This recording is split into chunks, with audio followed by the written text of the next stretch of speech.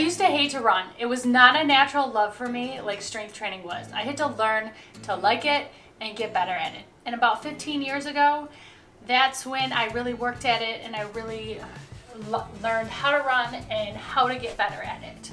And over those 13 years, I've had times where I've had to take breaks for different reasons, and I was back at the beginner status.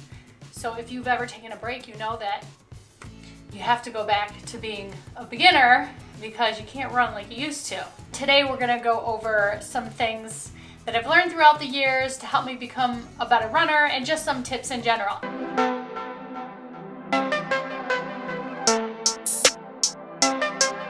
Now, if you're new to running or you haven't done it in a while, you need to start small to avoid injury.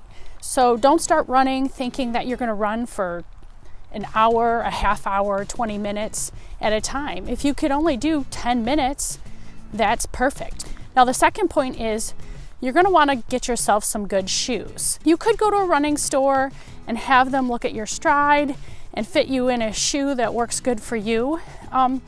I used to do that, but lately I have just been going to DSW's clearance section and looking for some running shoes on clearance and buying those. And it's been working for me, but I'm also somebody who doesn't run 5-10 miles at a time. I usually only do a mile or two. You're also going to want to make sure to change your shoes regularly.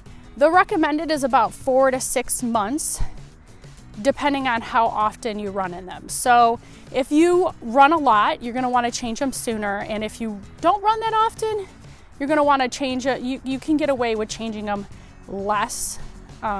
It just depends on how much you have ran in those shoes. For me, I can tell when I need to change my shoes because my feet will usually start to feel a little achy after or during a run. The next point is that you want to stay hydrated. And I'm not just saying right before you run or after your run. I'm saying all day long, from morning to evening. Now, I spoke in my video about hunger control, how important it is to stay hydrated to help with your hunger. A link to that is on the screen and below. But it's also important for your energy and also to make sure you don't get dehydrated. Before you start your run, you'll want to make sure that you go to the bathroom. You might not feel like you have to go until you start running. You also want to make sure you warm up.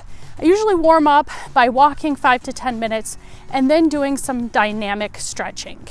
Now, the next point is key for beginners and even great for advanced, and it's running in intervals.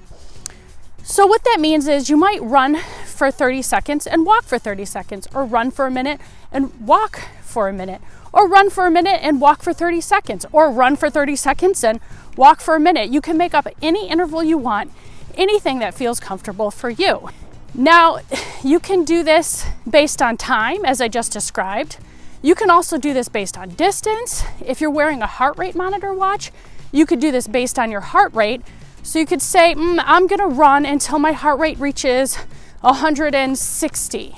And then once it reaches 160, I'm gonna stop and walk until it reaches whatever it is. You're gonna have to check to see what your heart rate normally is when you're running and walking at a good pace to see what your target is. It's gonna be different for each individual. You can also do your intervals based on an incline as well. If you're on the treadmill, it's very easy for you to change the incline on the treadmill. You can walk at an incline for a while and then bring it down and run on a flatter surface. You're gonna want something you can listen to while you're running to keep you interested in going so it doesn't get so boring.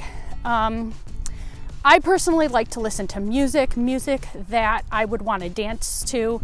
It helps me keep going and keep my body moving. Maybe you're the kind of person who can listen to a podcast. When you run, you also want to make sure you're controlling your breathing.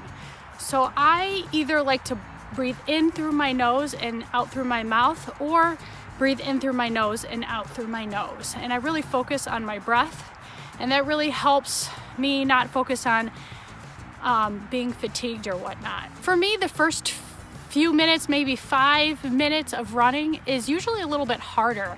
And once I hit a certain point, I think it's when my heart rate kind of goes up and has been up for a little bit. And it must be just the blood moving and my body adjusting to my my activity level, after I reach a certain point, I feel like stronger and I feel like it's easier to keep running. The next point is, if you have any excess body fat, if you get rid of some excess body fat, it will be easier for you to run. And to give you an example here, I recently had to take off about somewhere between a month and 2 months of running because my leg was hurting. And even though I hadn't been running for a while, when I started running again, it was a lot easier for me than when I stopped.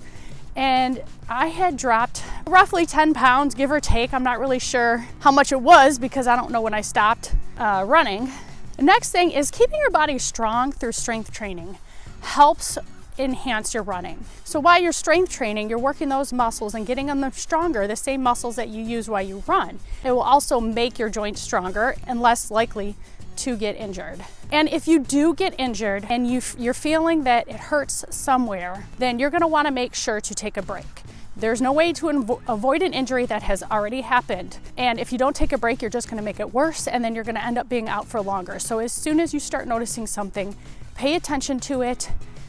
Don't work out while it's hurting, or even if you run and you notice later that day you're in pain, then it's best to kind of reflect on what's going on and make sure that you're not making your injury worse. And when you're done running, make sure to take some time to cool down by not just stopping, but maybe walking for a couple minutes just to get your heart rate down, and then do some good stretching. Stretch your legs, meaning your hamstrings, your quads, and your calves, and stretch your hips, stretch your back, stretch your abs. All those things were working while you were running.